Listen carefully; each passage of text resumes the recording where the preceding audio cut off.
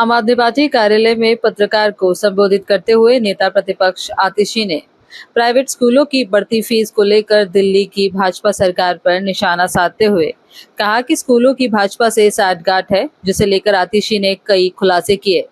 कहा, विपदा सरकार की प्राइवेट स्कूलों से साठगांठ पर एक और कहा, हमसे रोज की प्राइवेट स्कूलों में पढ़ने वाली बच्चों के माता पिता मिल रहे हैं और शिकायत कर रहे हैं और उनकी कहीं कोई सुनवाई नहीं हो रही और दिल्ली सरकार भी कोई जवाब नहीं दे रही है, जैसे गंभीर आरोप लगाए।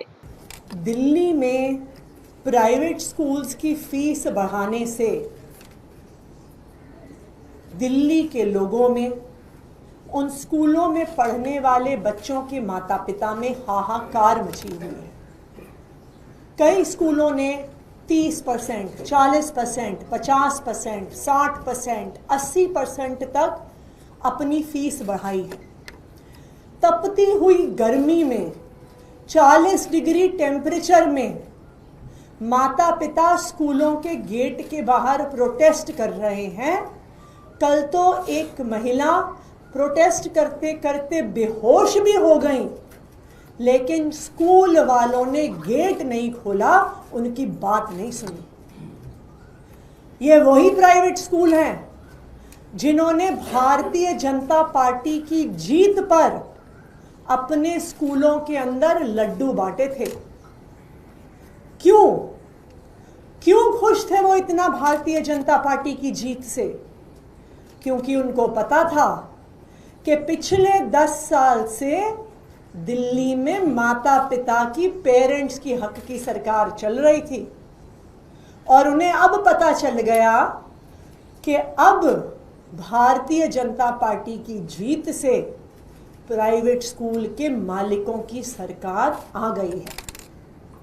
कल सौरभ भारद्वाज जी ने एक बहुत बड़ा खुलासा तथ्यों के साथ किया कि किस तरह से प्राइवेट स्कूल एसोसिएशंस के अध्यक्ष भरत अरोड़ा जी भारतीय जनता पार्टी के पदाधिकारी हैं।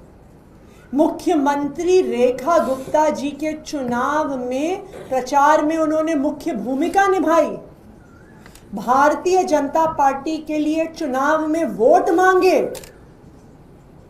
तो ये बिल्कुल साफ है कि भारतीय जनता पार्टी में और प्राइवेट स्कूल के मालिकों में साठगांठ है और वो साठगांठ भरत अरोड़ा जी के माध्यम से चलती है। जो प्राइवेट स्कूल की एसोसिएशन 10 साल से आम आदमी पार्टी की सरकार से लड़ती रही कि फीस बढ़ाओ, फीस बढ़ाओ, फीस बढ़ाओ, उस प्राइवेट स्कूल एसोसिएशन की असलियत सामने आ गई कि वो भारतीय जनता पार्टी की एसोसिएशन है। इन प्राइवेट स्कूल के मालिक ना सिर्फ भारतीय जनता पार्टी के समर्थक हैं, बल्कि भारतीय जनता पार्टी के सदस्य हैं। इसी वजह से दिल्ली के प्राइवेट स्कूलों की फीस बेतहाशा बढ़ रही है। इसी संदर्भ में, इस साठगांठ के संदर्भ में एक बहुत बड़ी खबर हमें मिली है, विश्वसनीय सूत्रों से मिली है कि 6 अप्रैल को संडे को दोपहर 1 बजे आशीष सूद जी के निवास पर उनकी मीटिंग प्राइवेट स्कूल के मालिकों से हुई है। इस मीटिंग में प्राइवेट स्कूल के मालिकों को आश्वासन दिया गया है कि उनके खिलाफ कोई भी कड़ी कार्रवाई नहीं होगी। उनको बोला गया कि अभी माता पिता के प्रोटेस्ट की वजह से, आम आदमी पार्टी का मुद्दा उठाने की वजह से मुद्दा गर्म है, लेकिन जैसे ही मुद्दा ठंडा होगा तो एक आदेश दिल्ली सरकार की तरफ से निकाला जाएगा, जिसमें दिल्ली के हर प्राइवेट स्कूल को हर साल 10% फीस बढ़ाने की खुली छूट दी जाएगी। दिल्ली के इतिहास में ऐसी खुली छूट कभी भी प्राइवेट स्कूल्स को नहीं दी गई है। 10 साल से आम आदमी पार्टी इन प्राइवेट स्कूलों के खिलाफ लड़ रही थी, उनकी फीस कंट्रोल करके रखी हुई थी, इन प्राइवेट स्कूलों से कोर्ट में लड़ रही थी, इनके ऑडिट करवा रही थी, सीएजी इम्पैनल्ड ऑडिटर से करवा रही थी, और अगर गलत फीस किसी ने स्कूल ने ले ली तो कोर्ट में लड़ रही थी, इनके ऑडिट करवा रही थी, सीएजी इम्पैनल्ड ऑडिटर से करवा रही थी, और अगर गलत फीस किसी ने स्कूल ने ले ली तो उस गलत फीस को रिफंड करवा रही थी। लेकिन आज आश्वासन दिए जा रहे हैं कि आधिकारिक तौर से जैसे ही मामला ठंडा होगा प्राइवेट स्कूलों को खुली छूट दी जाएगी 10% अपनी फीस बढ़ाने की। तो आज मैं दिल्ली के शिक्षा मंत्री, या कहा जाए कि दिल्ली के प्राइवेट स्कूलों के शिक्षा मंत्री आशीष सूद जी से कुछ सवाल पूछना चाहती हूँ। सबसे पहली बात वो इस जवाब दें, क्या 6 अप्रैल को संडे के दिन दोपहर को 1 बजे उनके घर में कोई ऐसी मीटिंग हुई थी कि नहीं हुई थी जिसमें दिल्ली के बड़े बड़े प्राइवेट स्कूल के मालिक आए हुए थे, उनकी मैनेजमेंट आई हुई थी? मेरा आशीष सूद जी से दूसरा सवाल कि क्या ऐसा आश्वासन दिया गया है प्राइवेट स्कूलों को कि जल्द ही ऐसा ऑर्डर निकाला जाएगा जिसमें उनको हर साल बिना किसी परमिशन, बिना किसी ऑडिट के 10% फीस बढ़ाने का अधिकार मिल जाएगा?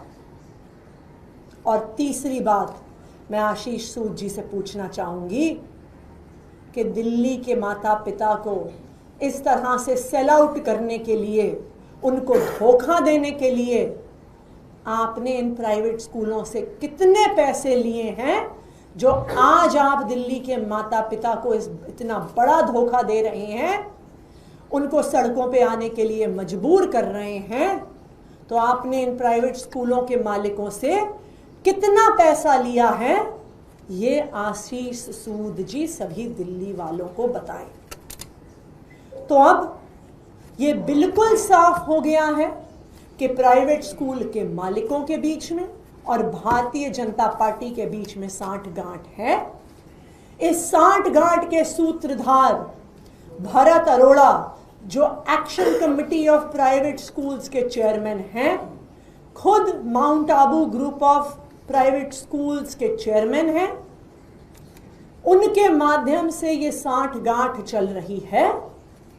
और अब प्राइवेट स्कूलों को आश्वासन भी दिया गया है कि आपको एक फॉर्मल तरीके से हम खुली छूट दे देंगे आने वाले समय में कि आपने जितनी फीस बढ़ानी है आप हमसे बिना परमिशन लिए हुए बढ़ाइए। Thank you.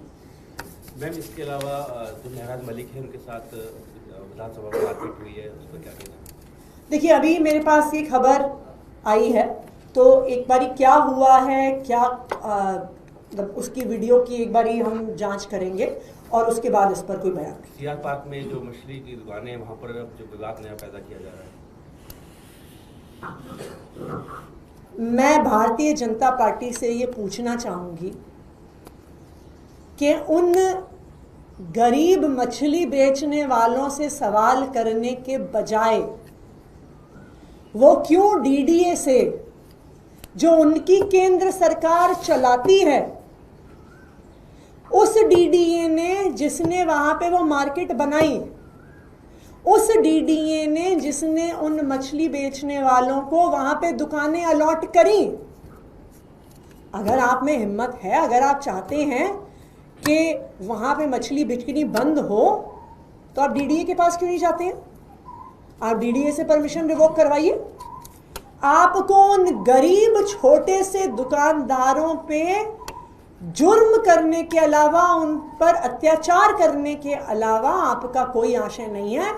और मैं तो ये भी कहूँगी, इसके पीछे तो शायद उनकी उगाही करने की इच्छा हो, क्योंकि आखिरकार जब डीडीए ने मार्केट बनाई, डीडीए ने दुकानें अलॉट करी, फिश मार्केट के लिए करी, तो उन बेचारे गरीब दुकानदारों पे अत्याचार करने से क्या वो बदलने वाला है? वो तो बदलेगा तभी जब भारतीय जनता पार्टी की डीडीए कुछ करती है। तो मेरे हिसाब से शायद ये सिर्फ उगाही के ही प्रयास है।